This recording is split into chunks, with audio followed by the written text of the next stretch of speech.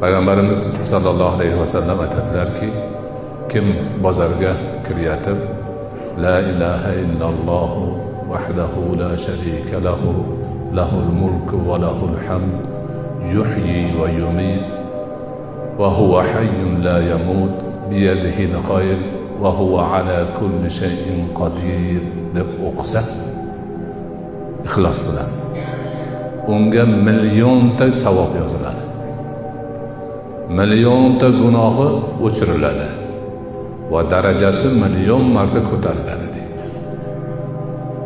Boshqa bir rivoyatda unga jannatdan uy quriladi deydilar. Haligi gapda, ya'niki Allohning o'zidan ibodatga sazovor zot yo'q, u zot tirikdir, qayyumdir deb Allohning sifatlarini aytib kirgan odam, shunga iymon keltirgan odam bozorda yolg'on gapirmaydi, birovni aldamaydi, shaytonning vasvasasiga uchmaydi, sog' kirib sog' chiqadi.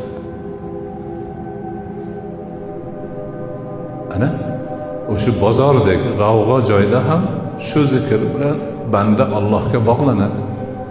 Allohni ko'rib turgandek harakat qiladi. Bo'lmasa Alloh uni ko'rib turganiga ishonib, Alloh meni ko'rib turibdi, gapimni eshitib turibdi, amalimni hisobini qilib turibdi, shuning uchun yolg'on gapirmay, aldamay, yomonlikka o'tmay deb o'zini eplab to'g'ri yo'l bilan kirib, to'g'ri yo'l bilan bozordan chiqadi.